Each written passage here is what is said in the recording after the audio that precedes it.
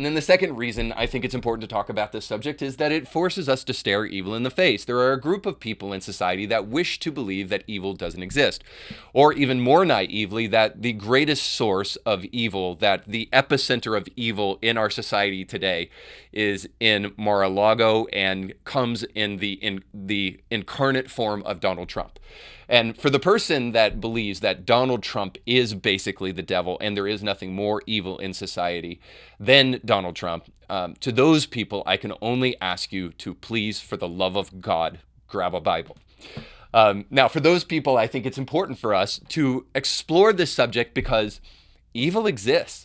And we can turn our nose up in the air and allow ourselves in our elitist positions to forget that evil exists. And we can allow prosperity in America, which is unparalleled in history, taking place right now, probably in your life and certainly in mine.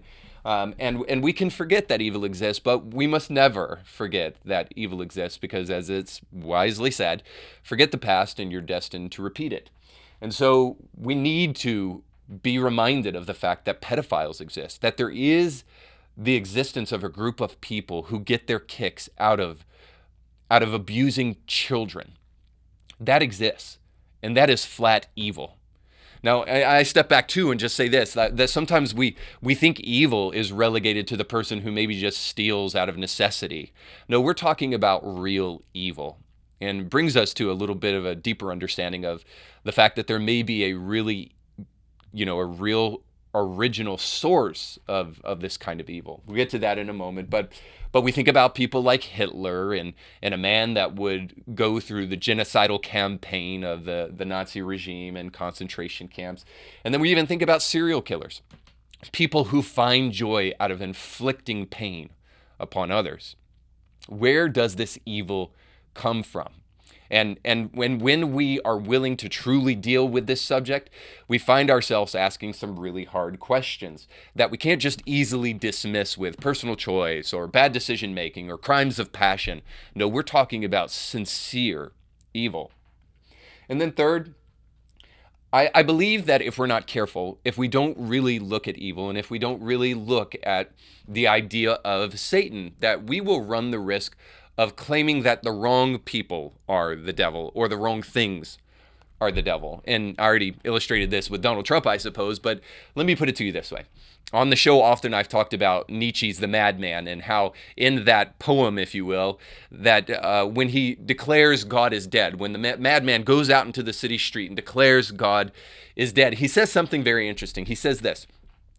He says that because God is dead and we have killed him, blood is on our hands, and now we will no longer have anyone to clean that blood from our hands. In other words, the person who would have cleaned that blood in the past would have been God, but we've killed God, and his blood is on our hands, and now there's no one left to clean that blood. He will also go on to say this, that we'll have to invent our own kind of religious festivals and religious ideas now, and then eventually we'll end up saying this, that we ourselves will have to become God to become worthy of his death. Now that's a startling statement in that treatise by Nietzsche, who is an atheist. And it's startling because of this, because he realizes that when God is removed, something must take his place. Inevitably, the thing that takes the place of God in the Death of God movement is the individual. So now you become God and you gain the right to arbitrarily dictate morality for yourself and for the world. And so you take God's place on the throne and you put his crown on your head and you become God. Well, in Nietzsche's world, in the secular humanistic world, if we become God, who becomes Satan? Well, ultimately, the only person left to fill the shoes of Satan in a world where God doesn't exist, and therefore Satan doesn't exist, is anybody who disagrees with you. You will demonize and castigate anybody who has a differing opinion than you, somebody who rubs you the wrong way, somebody who might even have a different personality than you, all of a sudden, conveniently, becomes the devil. And that's at least a little bit troubling and something that we should be thinking about. And the fourth thing, and the reason I think it's important to talk about this, ultimately will kind of serve as the backdrop for the rest of the show, and I think it is the most important thing to talk about here. And succinctly, it's this, is that not only do you blame the wrong person for evil, but you don't know who to fight if you don't get the right person.